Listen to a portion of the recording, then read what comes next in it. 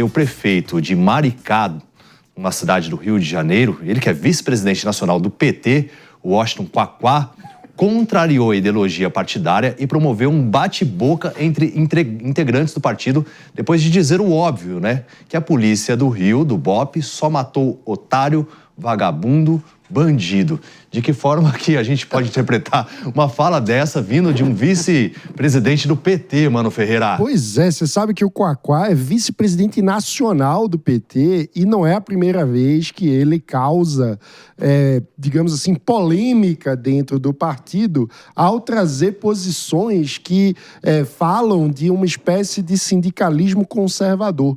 Então, o Quaquá é alguém que sempre se colocou crítico, por exemplo, à esquerda identitária. Ele acha que o PT muitas vezes perde a conexão com a base de trabalhadores quando entra em pautas mais progressistas do ponto de vista dos costumes. Então, não me surpreende essa fala do Quaquá. Agora, o curioso é como que o PT consegue manter no mesmo partido pessoas que têm essa visão mais conservadora, apesar de a esquerda do Quaquá, com outros que acham que bandidos devem ser tratados com flores, né? Então é realmente curiosa essa capacidade do PT de manter os sindicalistas raiz, como é o caso do Quaquá, que tem uma visão do ponto de vista dos costumes conservadora, com progressistas universitários da USP que muitas vezes têm uma visão absolutamente oposta à do Quaquá em várias pautas, mas É muita coragem, né? Ainda mais no evento do PT, teve bate-boca, inclusive, no evento, porque o pessoal, obviamente, reagiu a essa fala dele, Jess. Ele também disse, não apenas isso, mas que era tudo bandido. Ele disse isso, e a partir disso, as pessoas começaram a gritar, mentira, mentira. Uma mulher chegou a ter um bate-boca com ele, e ele falou, vai me ouvir ou vai ficar só berrando? E ainda foi bem incisivo que era tudo bandido mesmo, e que ele escuta as pessoas, mas que ele tem ali a visão dele. E vamos ver uma análise mais estrutural disso. O presidente Lula hoje falou sobre morte suave é pouco, nós temos o vice-presidente nacional do PT falando que era tudo bandido. Eu tô com uma visão, assim, que o PT tá tentando agora uma roupagem a PL, né? Porque daqui a pouco o Quaquá vai falar que bandido bom é bandido morto, se não é que já dá para ver isso dentro da fala dele. E é aquilo, existe uma dissonância entre a base ali, que é esse USP, esse lado USP, que é do militante dentro da universidade, é vítima da sociedade. E agora eu também vejo uma tentativa de equalizar um discurso que não é deles, de que precisa ser mais duro em relação ao crime, aos bandidos, dar respostas mais contundentes. Então nós vemos essa mudança. E eu me pergunto assim, por que será? O que tem ano que vem que talvez faça... eleição.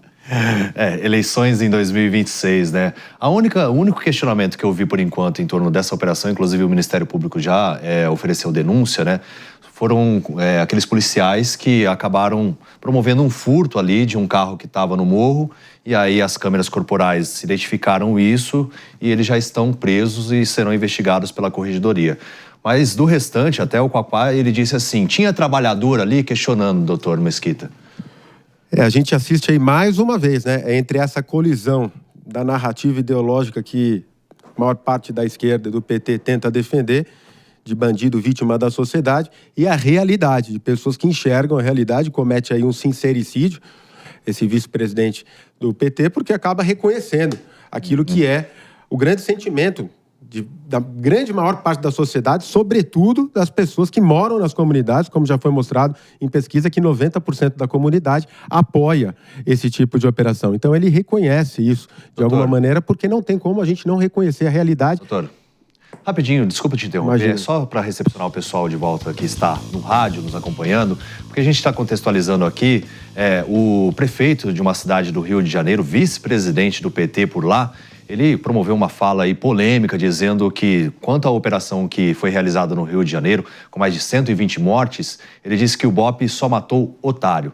E aí o doutor Mesquita está contextualizando aqui pra gente. Desculpa te interromper e agora pode retomar, por favor. Justamente, esse vice-presidente aí do PT, ele reconhece, durante essa mesma declaração, que a operação só matou bandido, que não tinha trabalhador, e, dessa maneira, ele reflete o sentimento da sociedade, principalmente da comunidade que vive no local, que, comprovado por pesquisa, 90% apoiaram a operação. O que a gente assiste cada vez mais é essa desconexão entre o sentimento, a expectativa, o desejo da população mais carente, que justamente a esquerda diz e julga defender, né, e aquilo que eles realmente querem. A população mais carente quer e precisa de segurança, saúde, educação. É essa mesma população que segue sendo oprimida, sacrificada, silenciada pelo crime organizado, que não quer saber de papo progressista, de legalização de droga, de aborto, de bandido vítima da sociedade, traficante vítima do usuário. Então, é essa desconexão que talvez agora está causando toda essa crise aí de identidade na esquerda, talvez em alguma medida, de maneira honesta, talvez tenha sido uma declaração até honesta, mas, de outro lado, pode ser também um reflexo do ano eleitoral que se aproxima, e essas pessoas estão percebendo que a segurança pública está no centro da pauta do debate nacional. É uma das maiores angústias, se não a maior angústia do povo brasileiro. E quem não acordar para a necessidade da gente tratar a segurança pública de uma maneira séria e combater a criminalidade como uma prioridade, vai ficar para trás. Exercendo aqui o meu legítimo direito de resposta, vejam, acho interessantíssima essa postura, sou pego de surpresa, mas ele tem umas opiniões divergentes do partido com frequência. Concordo que isso pode ter a ver com as eleições, mas eu vou fazer uma outra crítica justa, na minha concepção justa. A própria operação tem a ver com as eleições também, tá? E eu vou dar um exemplo. A preocupação da segurança e violência como a maior preocupação brasileira não é algo fixo no nosso país. No começo do ano isso era 26%, 30% respondia a isso. Quando que deu um salto esse ano grande? Novembro e dezembro, após a operação. Então, veja, não é a preocupação com a violência que pautou a operação. A preocupação em resposta da população nas pesquisas, ela surge após a operação, porque vira uma grande pauta nacional. Depende da pesquisa, meu querido. Tem pesquisas que apontam isso como uma grande preocupação desde a eleição passada. Não, é uma das grandes preocupações do país. A sensação de insegurança das pessoas em relação a esse momento que a gente vive é muito alta. E outra questão é a questão dos impostos, né? A população tem pago cada vez mais impostos. Então, medidas como essa do IPVA para os carros com mais de 20 anos, elas acabam sendo muito bem vistas.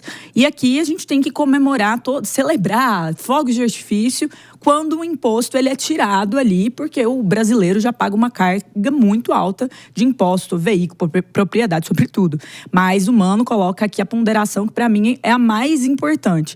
Nós estamos diminuindo a receita em várias medidas. O dinheiro virá de onde? Do aumento da dívida pública? Do endividamento do Estado? Ou finalmente teremos aí um corte de gastos que é prometido desde o dia 1, mas que os gastos eles só conseguiram, David, aumentar. É estatal no prejuízo, é tudo, e a gente afastando as questões ali de renda. Então, eu acho que o mais urgente no Brasil hoje, economicamente, é um corte de gastos. Mas deixa eu falar mal da operação um segundinho. Pode ir. Falar mal, eu prometo que vocês podem jogar pedra depois. Não. Às vezes só argumento. Você chamou pro contato, o contato às vezes vem. Não, a pedra eu aceito, acontece. Não, a gente veja, a crítica não é feita por mim, no caso. Não é que eu critico, não tem que combater o coitado do bandido. Não é isso, tá? É que o formato desse tipo de operação, primeiro, por ser eleitoreiro, e segundo, por ser ineficiente no combate ao crime, eu não vejo que o custo-benefício faz sentido. Então, observe, o subsecretário da PM do Rio de Janeiro deu uma declaração depois da operação dizendo, olha, o impacto que isso tem no Comando Vermelho é ínfimo, tá? Isso aqui não resolve. Outro exemplo, dos mandados de prisão. Quantos dos mortos eram as pessoas que eles estavam buscando? Desde o último levantamento que eu vi, nenhum. Então vamos lá prender tantas 115 pessoas e eles não prendem. Então, tinham diversos mortos identificados que tinham mandado de prisão contra eles. Outros mandados de prisão. Mas, de alguma maneira, acertou-se o alvo. Inclusive, contrariando também, respeitosamente, o que você falou, né? Que a operação ela foi inócua, que não atingiu. A operação ela foi largamente planejada, né? Tinha o objetivo, inclusive, de capturar. O objetivo principal era capturar um criminoso que tinha atentado contra a vida de uma idosa, né? E a partir disso, a operação passou a ser construída. Eu concordo com você, talvez, quando você menciona que esse tipo de operação, por si só, ela não vai gerar o impacto que a gente pretende no crime organizado. Isso tem que vir acompanhado de outros instrumentos, meio de investigação, estrangulamento do poder financeiro, asfixia financeira, rastreamento dos valores, apreensão de bens. Tudo isso é fundamental. Mas o que eu penso, e boa parte das pessoas pensam dessa mesma maneira, é que uma coisa não anula a outra. Um eixo de atuação não anula a outra. O que a gente não pode é cruzar os braços diante dessa situação onde o Estado, de fato, perdeu a soberania nesses locais. Tanto se fala em soberania. Soberania é o completo domínio sobre determinada área, o poder do Estado em determinada área que havia sido perdido, a imposição do poder paralelo que sacrificava e segue sacrificando as pessoas que moram lá, né, por meio de opressão, por meio de cobrança de mensalidades, de extorsões, de violência sexual contra mulheres, tudo isso que segue acontecendo e a gente não pode cruzar os braços. Então, o eixo da força, a ação da força, eu penso que ela não anula, ela tem que ser trabalhada de maneira complementar a outras ações de inteligência e investigação também. E de diminuição da lucratividade do crime. Não, eu vim até aqui pertinho porque é uma pessoa que é da USP e um delegado de carreira. Um debate bom esse daqui, não é não? Eu sou da PUC também. PUC eu acho que eu sei, Mas né? eu concordo. Eu tinha mais esquerdista. Eu quero representar a USP mais à direita. Eu concordo. Tem que ter outras medidas, mas veja, um exemplo de uma tentativa disso foram as UPPs, foi 2008, né? Que criaram os UPPs do Rio de Janeiro. Qual era o plano inicial das UPPs? Entra, domina, faz uma base que você usa como base para você, então, implementar processos de melhorar a cercania, a escola, tal. Que eles, inclusive, chamaram de UPP social. Não, chegou a ter esse projeto. Sim, mas agora tá rolando também a barricada zero, né? Entendeu? E aí, quando, doutor, e aliás, parabéns pelo seu dia, eu não sabia. Quando você diz que tem que ter outros elementos em torno desse combate, eu concordo plenamente com isso. Mas assim como o Rio não fez o prosseguimento adequado, porque esse projeto falhou miseravelmente por vários motivos, tá? Quando ele não faz esse outro, a gente sobra só cooperação, que é cara, que custou a vida de 4 policiais, inclusive, que tem impactos financeiros, e aí eu até entendo a população apoiar, porque apoia. E como eu disse, depois de uma operação dessa, você faz uma pesquisa e a maior parte das pessoas passa a dizer a violência é o maior problema. Porque é claro que apoia, é claro que gera impacto. E até mesmo que a população local apoie, as operações armadas em modelo armamentista e de exército, de invasão, como se fosse um combate exército, tem impacto financeiro negativo na comunidade. Além de dano, comércio, etc. Mas aí também não tem o cachezinho ali que tem que pagar pro crime organizado.